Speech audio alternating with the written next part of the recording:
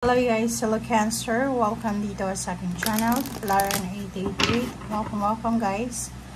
Alamin natin kung anong messages, vibration, gabay energy para sa lahat ng Cancer. Ito ay general, weekly tarot reading para sa lahat. So Cancer, tingnan natin kung ano yung gustong ipaiwatig sa'yo ng bara, kung anong gustong ibigay sa'yo na energy. So may nakikita tayo ditong tatlong cards. So kunin natin silang lahat. Okay. So, first card mo dito is number 60 and second is 28, 10, 41, 5. So, unahin natin itong inner truths. Nakikita natin dito na marami sa inyo na Cancer na parang ini-ignore nyo yung katotohanan or may mga nangyayari sa paligid nyo or parang ini-ignore nyo kung ano yung nangyayari. Okay? It's either sa pakiramdam mo, emotion, or pwedeng sa mga nakikita mo outside. So, ditong number 16 na to na 7, sinasabi na it's time na para i-honor mo naman yung feelings mo, yung emotion mo, yung mga nararamdaman mo. Okay? Next card natin is Bountiful Harvest 2810. So, meron ditong completion, achievement, satisfaction na mararamdaman ka sa linggong ito. So, kung naghihintay ka ng lump sum of money or pwedeng naghihintay ka ng kaperahan dito, dito sinasabi na sobrang prosperous, abundant yung energy na to. So, abundant, bountiful, yung harvest na posibleng makuha mo sa linggong ito. Okay? So, pwedeng makatanggap ka ng lump sum of money or pwedeng meron kang matatanggap na pera galing sa isang tao or pwedeng inheritance or pwedeng from someone na may utang sa'yo. Okay?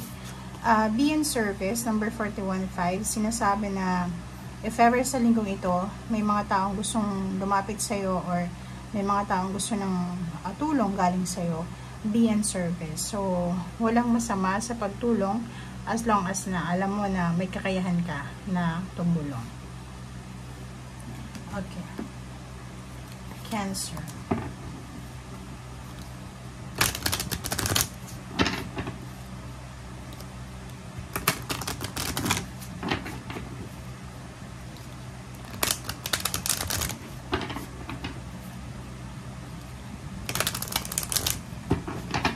Okay. Rising above.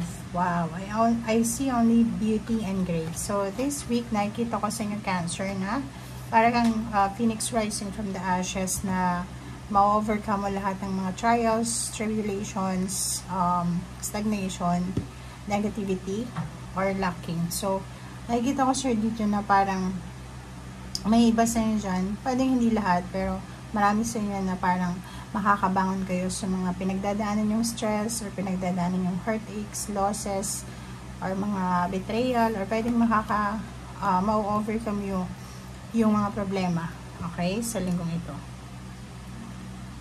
Okay. Okay, Cancer.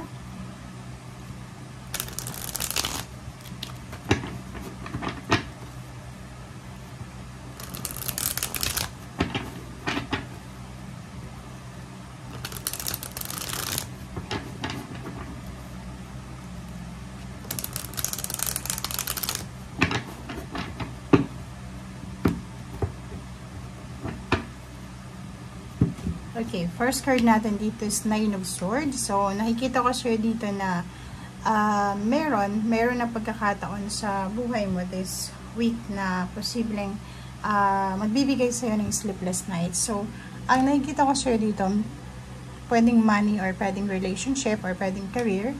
Lalo na yung mga Cancer na kulang yung income nila. Yung parang, yung iba na lay off, na terminate yung contract, or parang hindi nyo alam yung mga susunod pa.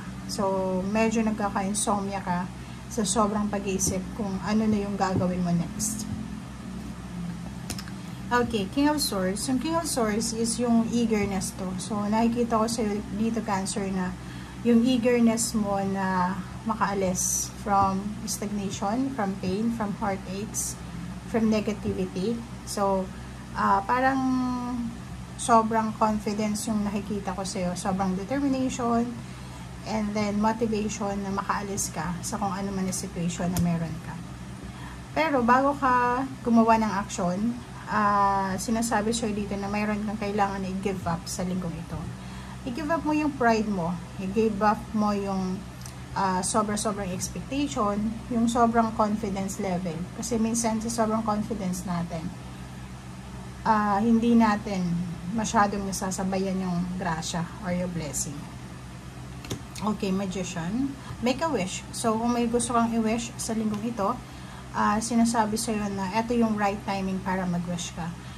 Everything happens for a reason, but kung ano man ang rason nito sa linggong ito na posibleng magbibigay sa'yo ng saya, it's parang nasa tamang timing siya. So, nakikita ko pwedeng imbitado ka sa isang family gatherings, sa isang okasyon, posibleng imbitado ka sa pagtitipon, or pwedeng imbitado ka sa mga kainan, or imbitado ka sa mga celebration. Pwedeng Christmas party, Thanksgiving party, or anything na may party.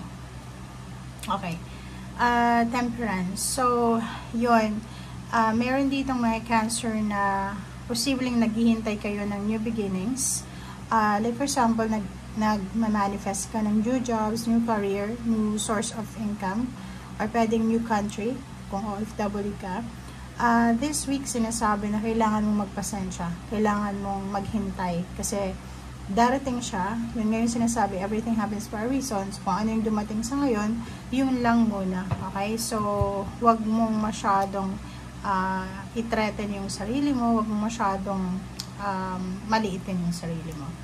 So, nakikita ko sir dito na kung may mga problema ka financially and then physically, like health and healing, financial, sinasabi sir dito na makakatagpo ka ng kalma, ng peace and harmony sa linggong ito. So, ibig sabihin may acceptance. Okay? So, for example, may mga financial problems kayo or physical health problems na pilit nyong iwinawaksi. Diba? Dinideny nyo, in denial kayo. But this week, nakikita ko na may acceptance dito. Tatanggapin mo ng maluwag na kailangan kong magtipid. Kailangan kong magpasensya sa pag-spend ng money kasi wala akong masyadong pera. Sa health, kailangan kong alagaan yung sarili ko. Okay? Page of Wands and then 8 of Wands. So, nakikita ko sir dito yung good news. Maraming letters, email, chat, call, letters, information, communication na pwedeng dumating sa'yo, na pwedeng magdala sa'yo ng good fortune and good future. Okay? So, kung ano man ang balitang ito na darating sa'yo, is either offer ng job, offer ng relationship, offer ng business or partnership, huwag ka nang magdalawang isip. I-grab mo na yung opportunity kasi ito na yung right timing para sa'yo. This chance, kung anong chance to sa buhay mo ay ito na yung pagkakataon para makaipon ka ng pera, ito na yung pagkakataon para makakuha ka ng mga right individual, right-minded people na pwedeng makatulong sa'yo in terms of money, career, and work. Okay? So, kung ikaw ay papasok sa isang trabaho or negosyo, nakikita ko sa'yo na this week, makakatagpo ka ng mga taong susuportahan ka sa kung ano man itong gusto mo. Marami din na mag-o-offer sa'yo ng financial help. So, comment down below if you're resonated. And the Hermit, yun nga, the Hermit, magkakaroon ka ng peace and harmony sa linggong ito. May acceptance, may matatanggap ka na parang, yun, na-accept mo yun, tatanggapin mo yung mga nangyayari sa'yo, whether it's good or bad. Kita ko sa'yo dito, lahat ng yan, ng negative, is either past or present situation, ay ma-overcome mo yan. Okay? By the grace of God, and at the same time, sa confidence mo, and yun nga, be patient, kasi pag masyado kang aggressive, masyado kang impulsive, posibleng masira yung discarding mo. Okay? So, hindi lang discarding mo, kundi yung mga plano mo sa buhay, yung goals mo, pwedeng masira yan. Okay? So, be mindful kasi maraming pera yung papasok sa buhay mo. Yung perang yan, papasok yan dahil sa sobrang tiyaga mo, sobrang sipag mo. So, hindi nakakapagtaka yun. Okay? So, thank you guys for watching. Ito ay para sa lahat ng Cancer. I hope na makuha mo yung energy ngayon, Cancer. And if hindi, hanapin mo yung Sun, Moon, Rising, Venus sign Dahil pwede yun na maka-resonate sa'yo. So, thank you guys. Bye!